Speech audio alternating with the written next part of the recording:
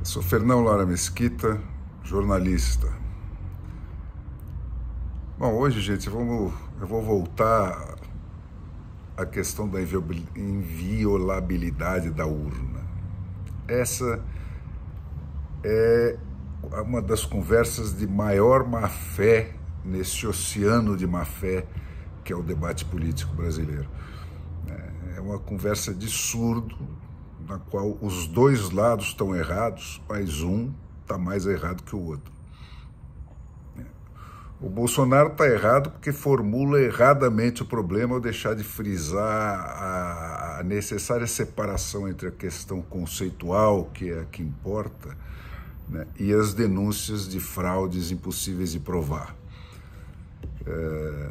Ele tem boas razões para desconfiar que algo mal cheiroso estava em curso, porque depois que o STF mais a Dilma anularam por 3 vezes decisões soberanas do Congresso dos representantes eleitos do povo brasileiro para acoplar uma impressora urna, né, eletrônica, e mais adiante culminando com a interferência do Supremo Tribunal para aniquilar as 3 instâncias profissionais de julgamento da justiça brasileira para criar o seu próprio candidato na eleição presidencial.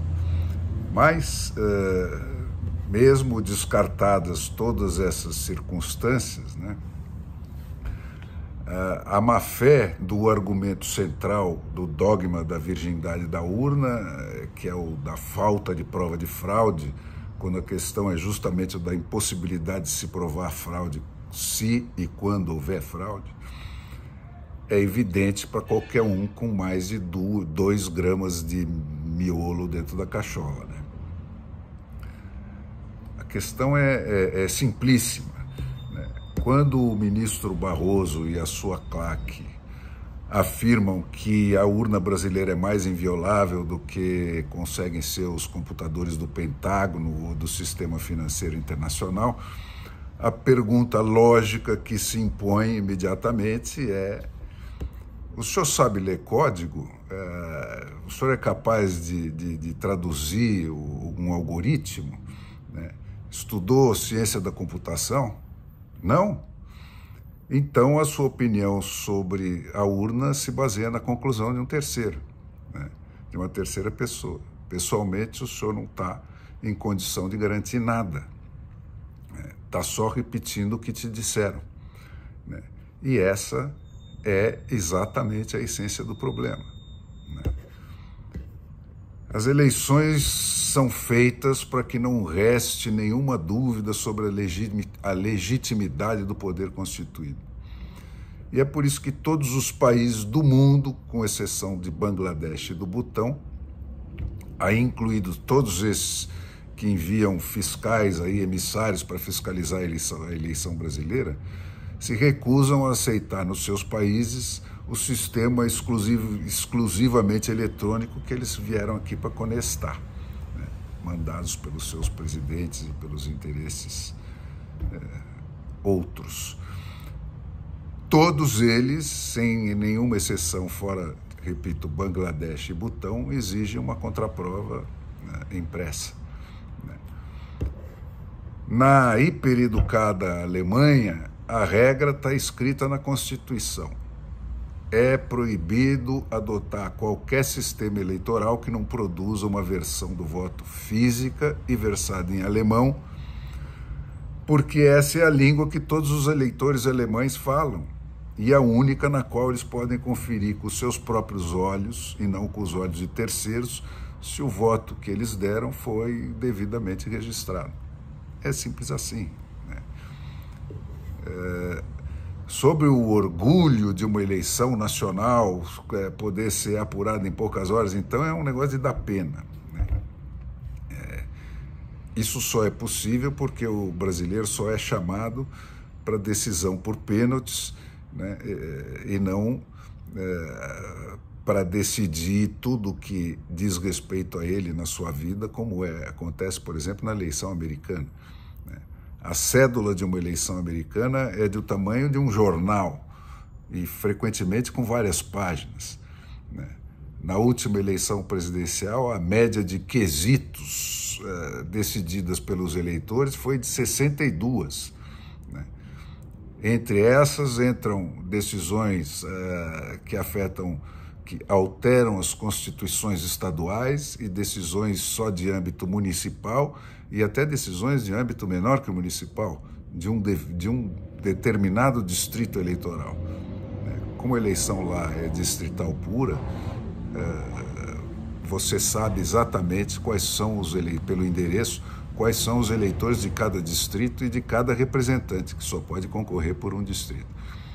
E assim, o cara que vota no presidente vai votar também em N decisões, inclusive a de demitir ou não os juízes da sua comarca, a de dar recall em funcionário público desonesto, a de comprar ou não mais um carro de polícia ou fazer uma reforma na escola do seu bairro. Tudo isso é decidido no voto, né? E para cada questão, só um determinado pedaço do eleitorado vai votar, o que é conferível pelo endereço de cada eleitor. Então, essa coisa de falar, o brasileiro afere a sua eleição em poucas horas é porque ele está sendo chamado para decidir em cima de uma decisão que já foi feita em nome dele, de quais são os candidatos, entre meia dúzia de gatos pingados, e o resto não é da conta dele. Eu não estou sugerindo com isso que a gente duvide do resultado dessa eleição, mesmo porque dentro do sistema eleitoral brasileiro, o sistema eleitoral brasileiro dispensa os hackers, né, para transferir o voto dado pela esmagadora maioria dos eleitores do cara em que ele votou para outro sobre cuja existência ele nem suspeitava, né? A lei faz isso, né? Esse sistema proporcional nosso, nesse sistema, na eleição de 2018, dos 513 deputados federais eleitos, só 27 foram eleitos com votos no seu próprio nome, né? 486 foram votos que foram desviados para os partidos, pulverizados em vários nomes, né, de indivíduos, cujo partido o eleitor frequentemente nem sabe qual é, né, e que vão virar propriedade do dono do partido, que redistribui esse voto do jeito que ele quiser, não tem nenhuma lista prévia, né? Então, 486 dos 513 deputados foram eleitos pelos donos dos partidos e não pelos eleitores. De modo que esse negócio esse sistema que o Supremo Tribunal defende e a claque dele, né, defendem com unhas e dentes aí como o Estado democrático de direito, é uma falsificação grosseira, né? Mas isso é assunto para uma outra hora e não para a véspera dessa eleição. A denúncia da falsificação que chamam de sistema de democracia brasileira e a exposição das alternativas que existem no mundo onde se pratica a democracia real vão ser os assuntos deste canal da eleição, do fim dessa eleição em diante.